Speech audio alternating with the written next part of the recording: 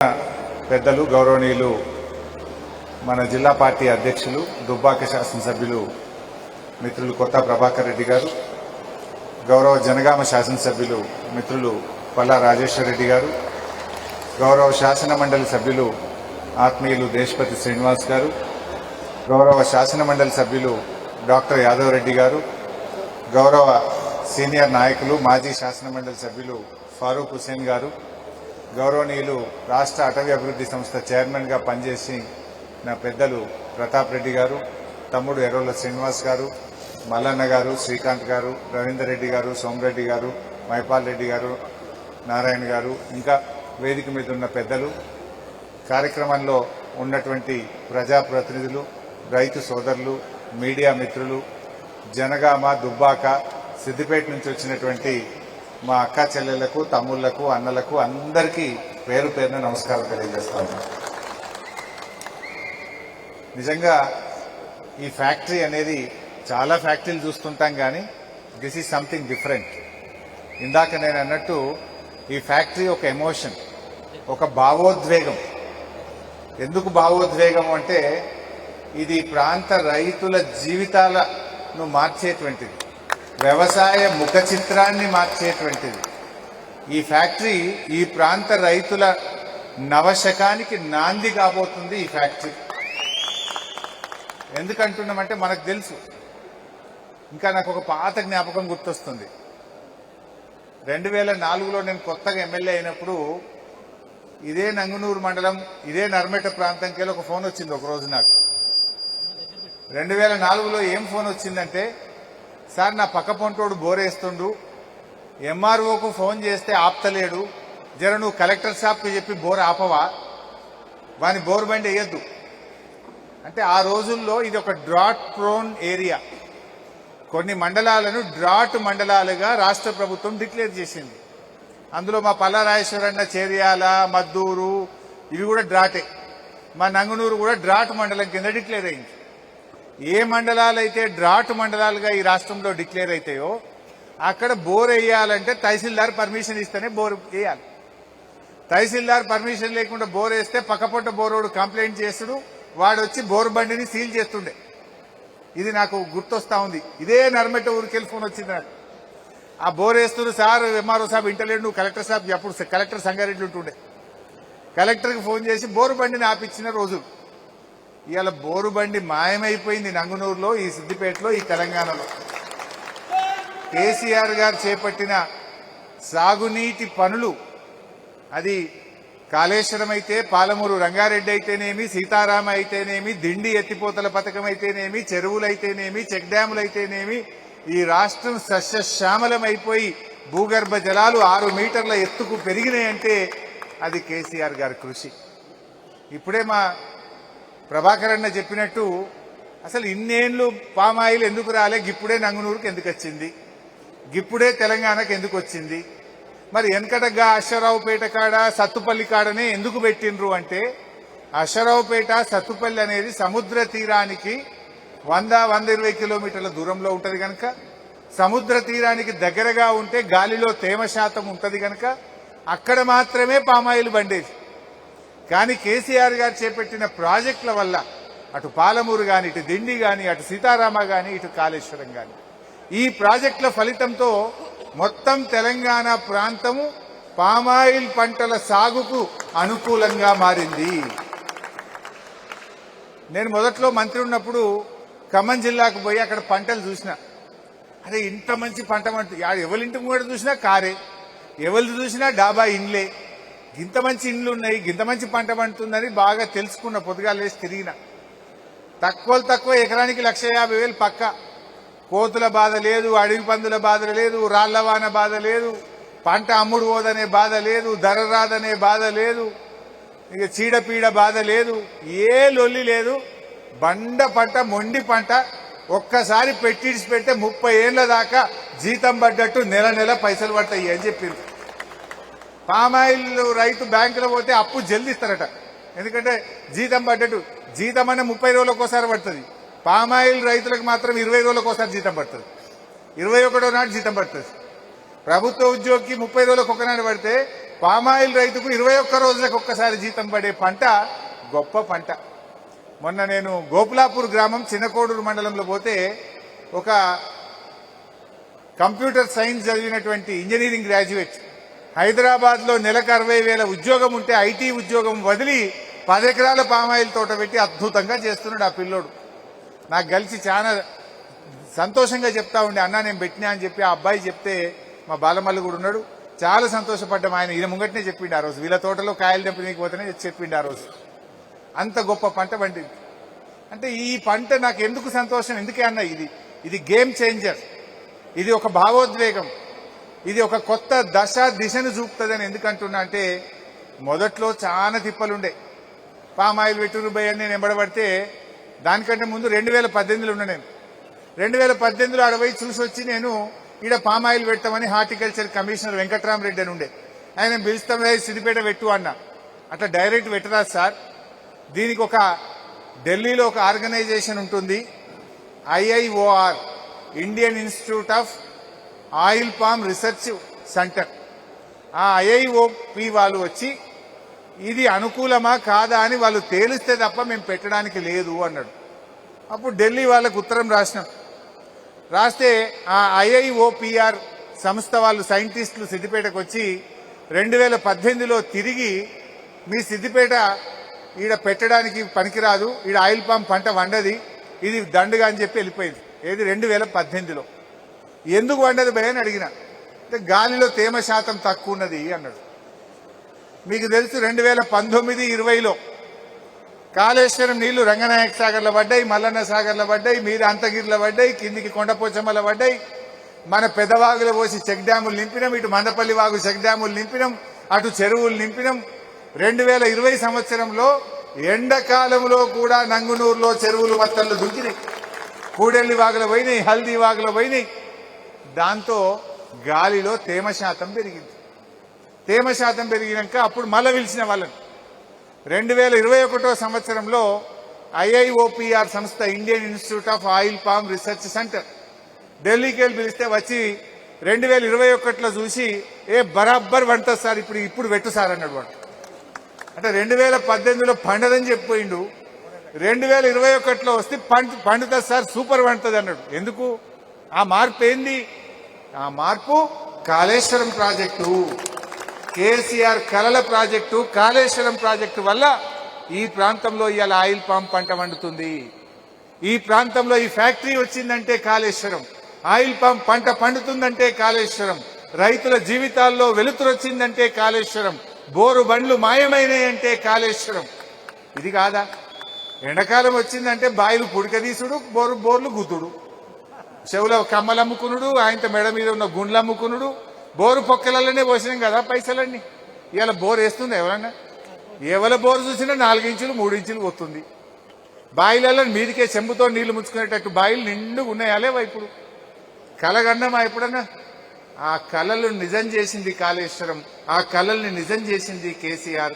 ఆ కళల ఫలితమే ఈరోజు ఆయిల్ పామ్ పంట, ఈ ఫ్యాక్టరీ అని చెప్పి నేను మీకు గుర్తు చేస్తా ఉన్నా. ఎవడో తెలియకేందో మాట్లాడతారు. ఈ కాంగ్రెస్ వాళ్ళ కథ ఎట్లుందంటే మంది కుట్టిన బిడ్డ కూడా నా బిడ్డ నేను ముద్దించుకున్నాడు వెనకెట్టుకోవడం. కాంగ్రెస్ వాళ్ళ కథ కూడా గట్లే ఉన్నది. అసలు ఈ ఫ్యాక్టరీ వటికనే వచ్చిందా? ఈ ఆయిల్ పామ్ ఉతికినే వచ్చిందా? అసలు ఆయిల్ పామ్ పెట్టుర్రా భయ అంటే ఎవ్వరు చూసినా భయపడుతురు. ఏందో ఈసారి ఊకెంబడబడుతుండు అందరు. మా ప్రభాకర్ అన్నట్టు రోజు టెలికాన్ఫరెన్స్ పెట్టుడు, పెద్ద రైతులను దొరకబట్టుడు, ఎంబడబడు. వీళ్ళని ఎంబడబడ్డా ఫస్ట్ నువ్వు పెట్టన్నా అన్న, ఇగో మా పల్లా రాజేశ్వరరెడ్డి అని పెట్టిండు. ప్రభాకర్ అన్న పెట్టు అన్న, ఎంబడబడితే అన్న 25 ఎకరాలు పెట్టిండు. దేశపతి అన్న ఎంబడబడ్డా, నువ్వు కూడా పెట్టండి, ఈయన ఒక 7 ఎకరాలు పెట్టిండు మా దేశపతి అన్న. మా శ్రీకాంత్ పెట్టిండు. పెట్టనోళ్ళు లేరుగా. నేను కనబడితే మా లీడర్లను ఆయిల్ పామ్ పెట్టినావా అని ముందు మీరు పెడితేనే రైతులు పెడతారు అని ఎంబడబడుతుంటే అట్లా పెట్టంగా ముందుకు సాగింది. అంటే ఒక ఆయిల్ పామ్ పెట్టాలంటే అపనమ్మకం ఉండే, ఏందో ఇది కొత్త కథ చెప్తుండు. బంగారం ఏమో 2 పసళ్ళు మంచి కాళేశ్వరం వచ్చింది, వట్టిగానే వరి పంట బ్రహ్మాండంగా వండుతుంది, అల్కగా వండుతుంది, ఇది ఏంది ఈ ఆయిల్ పామ్ అనుకున్నారు. ఎందుకంటే మనం వరి వండుతుంది, ఎకరాన 30,000 కంటే ఎక్కువ మిగులుతలేవు. వానకాలం 30, యాసంగి 30-60,000. రాళ్ల వాన పడితే ఉత్తదే, ఏదన్నా చీడపీడ బాధ దోమపోటు తగిలితే అది ఉత్తదే. ఎప్పుడు ఏమయ్యేది తెలియదు. ఆ 60,000 కూడా పక్కా మిగిలేదు లేదు. ఇప్పుడు ఈ రేవంత్ రెడ్డి పుణ్యమా అని ఆయన ఎరువు దొరకకపోతే అది కూడా ఉత్తదే అయిపోయింది. అవి ఎర్రబడుతున్నాయి. ఇట్లాంటి వాటి బాధలు లేకుండా ఎకరాన 1,50,000 రూపాయలు బంగారమోలే జీతం పడ్డట్టు పడే పంట ఆయిల్ పామ్ పంట. అందుకో మా వేమలెంకన్న కూడా పెట్టిండి నేను చెప్తే బతిలాడితే మొదలు పెట్టింది. ఇప్పుడు కోతకు వచ్చింది. ఇట్లా ఎంతో మందిని కనబడితే ఎంబడబడి బాలమలతో కూడా పెట్టించిన. ప్రతి ఎంపీపీ జెడ్పీటీసీ ఎంబడబడి పెట్టించిన. ఇవాళ నాకు గుర్తు మొట్టమొదటి మొక్క ఎప్పుడు పెట్టినా అంటే 2022 జూన్ 5వ తారీఖు నాడు ఇదే నంగునూరు మండలంలో రామచంద్రాపూర్ గ్రామంలో మడుపు ఎల్లారెడ్డి అనేటువంటి రైతు పొలంలో మొదటి మొక్క పెట్టిన. ఈయనే ఉన్నాడు మా ఎల్లన్న, ఇన్నవాడే. ఈ ఎల్లన్న పొలంలో ఫస్ట్ మొక్క పెట్టిన. కమలాదేవి కదా, కమలాదేవి వదిన కమలాదేవి, తను ఎల్లన్న, ఇద్దరి పొలంలో పెట్టిన అన్నాడు ఫస్ట్ మొక్క. జూన్ 5, 2022 మొదటి మొక్క పోయి ఎల్లన్న నువ్వు పెట్టు నా జిమ్మెదారు అన్న. పెట్టిండు. ఎల్లన్న పొలంలో పోయి నేనే మొక్క పెట్టినా. ఎల్లన్న పెట్టింది 2 ఎకరాలు, కానీ ఇప్పుడు బ్రహ్మాండమైన పంట వెళ్తుంది. ఎంతనే? 5 ఎకరాలు. ఎంత వచ్చినాయి?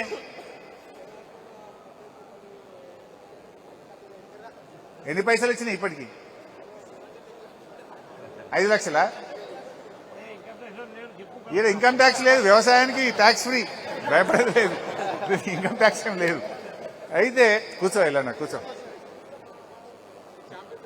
అదే అయితే ఎల్లన్న చెప్పినట్టు మొక్కలు పెట్టుండ్రా అంటే భయపడదురు. అరే నా జిమ్మెదారు పోయి నేను అట్లా అబద్ధం చెప్తానా? నేను ఏడికి పోతా? మీ ఎమ్మెల్యేని కదా, నేను తప్పు చెప్తానా? తప్పు చెప్తే రేపు మీ దగ్గర రాగలుగుతానా? నాకు ముఖం చెల్తుందా అని ఇట్లా బతిలాడి ఒక్కొక్క ఎకరం ఒక్కొక్క రైతుతో మాట్లాడి పంట పెట్టించినాం. ఇవాళ నిజంగా ఆ కళ సాకారమైంది.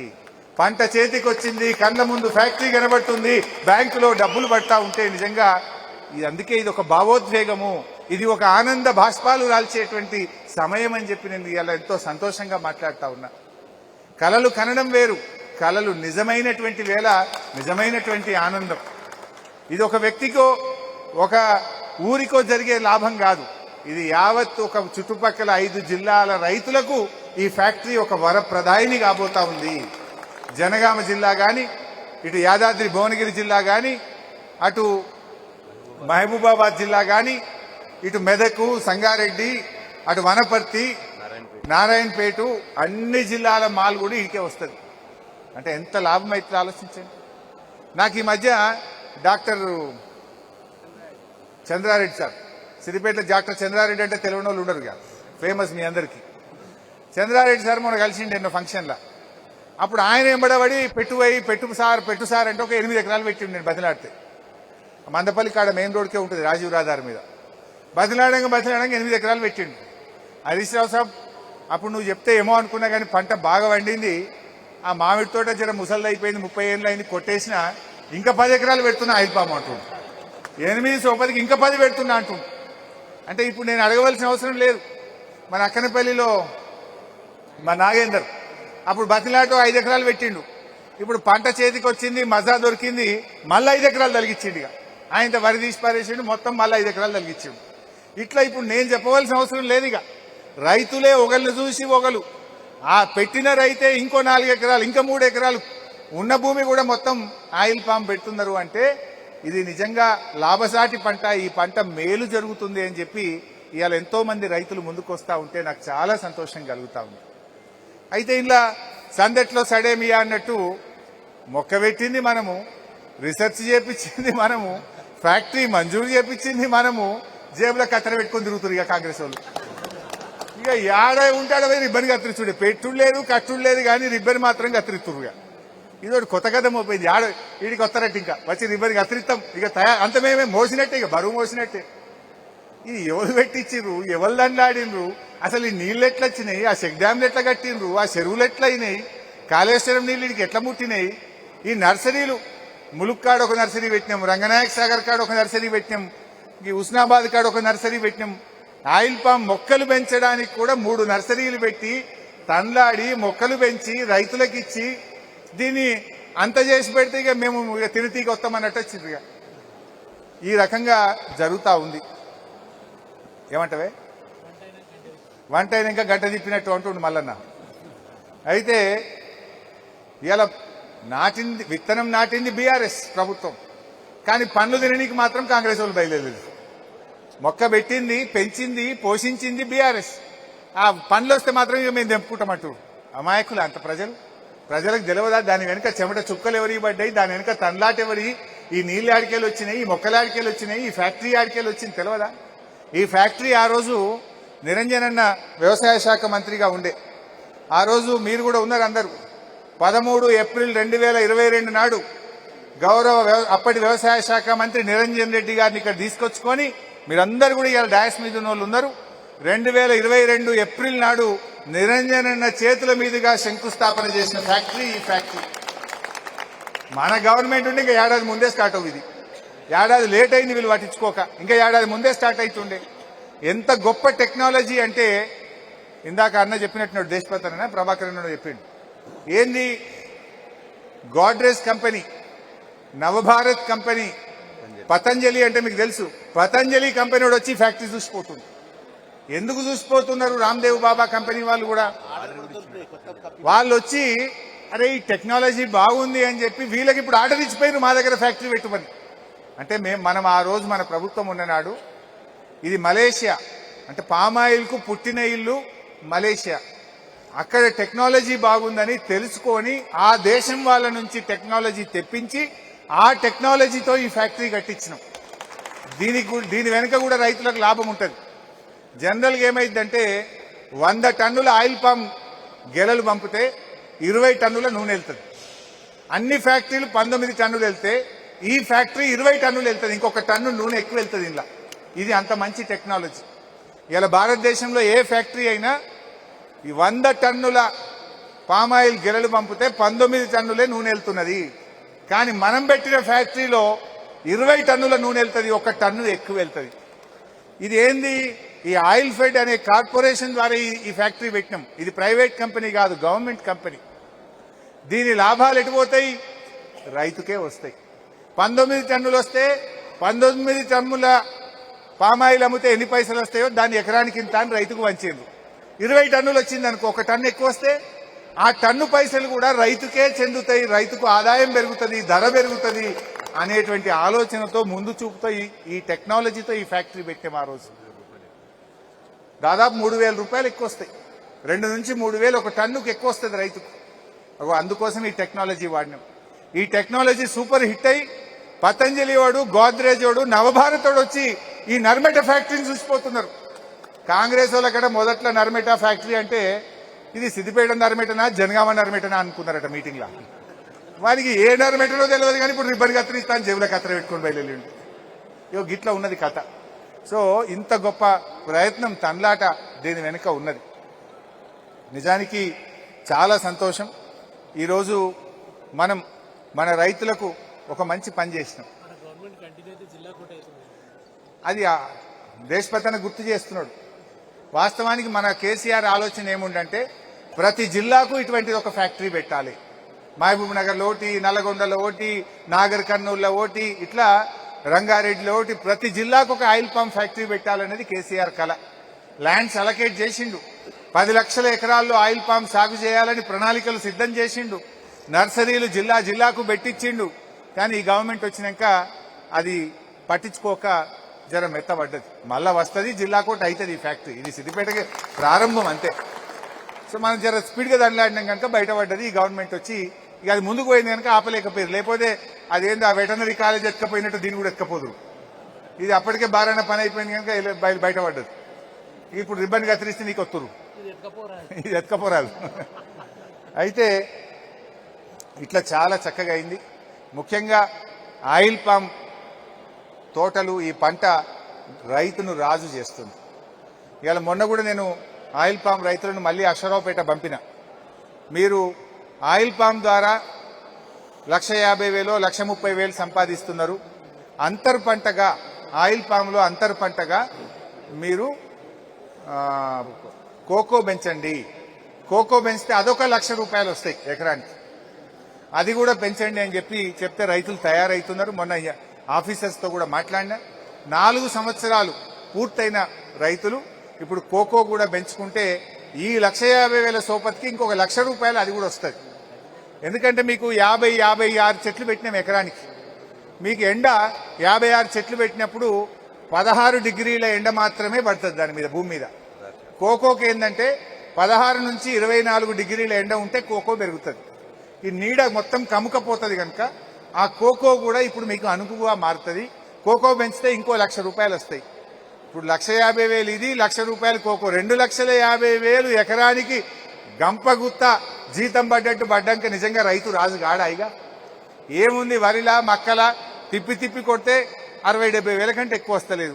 అది కూడా అరిటాకు లెక్క, ముళ్ళు లెక్క, రాళ్లవాన పడ్డ పరిశానే, కోతులు వచ్చినా పరిశానే, పందులు వచ్చినా పరిశానే. దీనికి ఏ బాధ లేదు కదా. అందువల్ల ఇప్పుడు ఆ కోకో వైపు కూడా అడుగులేద్దాం.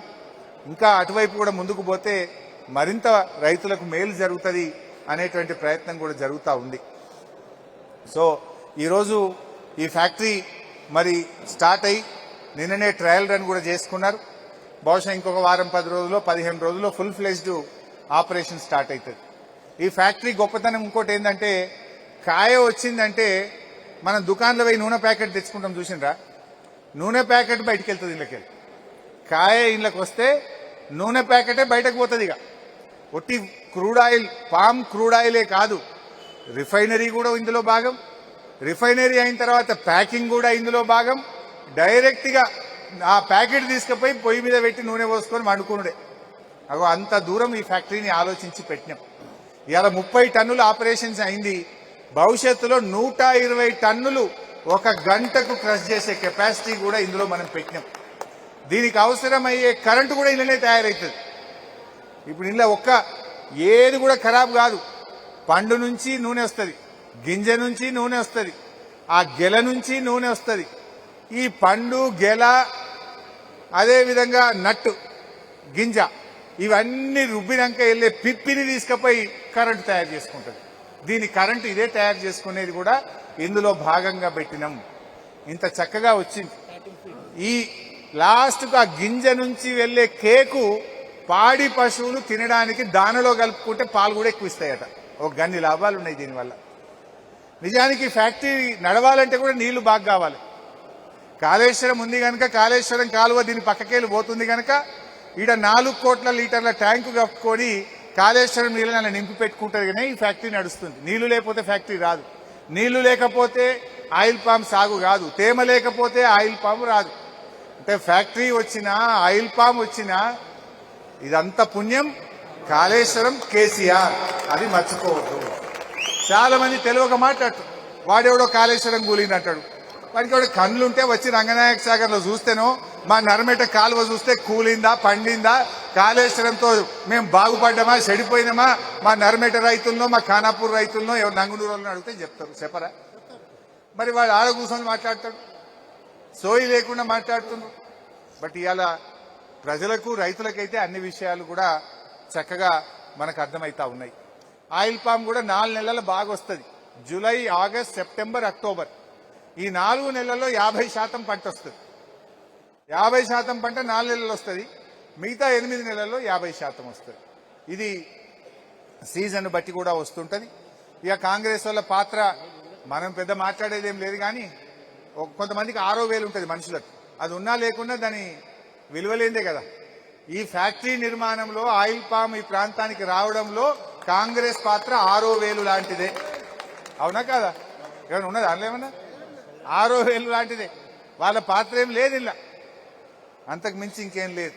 సో ఏది ఏమైనా కూడా ఈరోజు ఒక డ్రాట్ ప్రోన్ ఏరియా, బోర్ వేసుకోవాలంటే దరఖాస్తు పెట్టి అనుమతి తీసుకొని బోర్ వేసుకునే ప్రాంతం ఇలా 4 ఇంచులు పోసి కోనే అనేటోళ్ళు లేకుండా ఎవరి ఇష్టం ఉన్నది బోర్లు వేసుకోవచ్చు, ఎవరి ఇష్టం ఉన్నది బాయిలు అవ్వుకోవచ్చు. అసలు అవసరమే లేకుండా ఒక సస్యశ్యామల తెలంగాణగా ఈ ప్రాంతం మారిందంటే బీఆర్ఎస్ 10 ఏళ్ల పాలన పుణ్యం. మా పల్లన్న చెప్పిండు, అప్పుడప్పుడు ఉత్తమ్ కుమార్ రెడ్డి అసెంబ్లీలో మాట్లాడతాడు, మేము వచ్చినాక బాగా పంట వండింది అన్నాడు. అంటే నేను లేచి అడిగిన, బాగా వండింది అంటున్నావు కదా ఉత్తమ్ కుమార్ రెడ్డి గారు, మీ 2 ఏళ్ళు అయింది కాంగ్రెస్ గవర్నమెంట్ వచ్చి, ఒక్క చెరువు తవ్వినవా? యాన్నను ఒక చెక్ డ్యామ్ కట్టినావా? యాన్నను ఒక జానెడు కాలువ తవ్వినవా? యాన్నను ఒక ఎకరానికి నీళ్లు ఇచ్చినావా? మరి ఆడికెళ్ళి వండిందే పంట? ఏమైనా మంత్రం వేసినావా? ఏం సంగతి? ఇదంతా కేసీఆర్ బీఆర్ఎస్ ప్రభుత్వం చేసిన పని ఫలితం తప్ప నువ్వు చేసింది ఏం లేదు అంటే దానికి ఆన్సర్ లేదు. 2 ఏళ్లలో యాన్నను ఒక 1000 ఎకరాలకు నీళ్ళు ఇచ్చినావు చెప్పమని ఏ ఊర్లు ఇచ్చారో. యాన్నను ఒక ఎకరానికి నీళ్ళు ఇచ్చిందా కాంగ్రెస్ గవర్నమెంట్? మా పాలన చెప్పింది. ఇప్పుడు 2014లో కొత్తగా తెలంగాణ ఏర్పడి బీఆర్ఎస్ గవర్నమెంట్ వచ్చినప్పుడు 22 లక్షల ఎకరాల్లో వరి సాగైంది.